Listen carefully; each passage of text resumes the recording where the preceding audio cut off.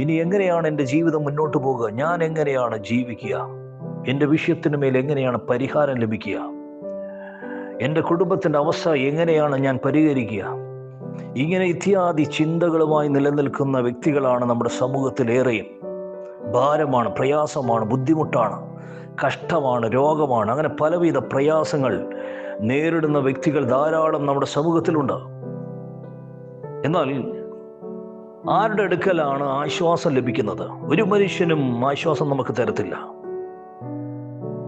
ബൈബിളിൽ ഇങ്ങനെ ഒരു വാക്യമുണ്ട്: നിങ്ങൾ ആകാശത്തിലെ പറവകളെ നോക്കുവിൻ, അവ വിതയ്ക്കുന്നില്ല, കൊയ്യുന്നില്ല, കളപ്പുരയിൽ കൂട്ടുന്നതുമില്ല, എന്നാലും അതിനെ പോഷിപ്പിക്കുന്ന ഒരു ദൈവമുണ്ട്. അതിനേക്കാളും വിശേഷമുള്ളവരല്ലയോ നിങ്ങൾ, മനുഷ്യരായ നിങ്ങൾ എന്നൊരു ചോദ്യം നമ്മുടെ മുമ്പിൽ ചോദിക്കുക. എത്ര ബുദ്ധിയാണ് മനുഷ്യർക്കുള്ളത്?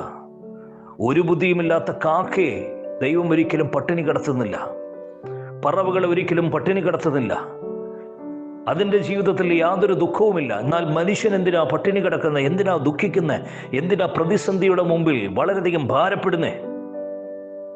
എത്രയോ ബുദ്ധിയുള്ളവരാണ് മനുഷ്യരെന്ന് പറയുന്നത്. നീ ഭാരപ്പെടേണ്ട കാര്യമില്ല. ഭാരപ്പെടുന്നതിൻ്റെ കാരണം എന്തെന്നറിയാമോ?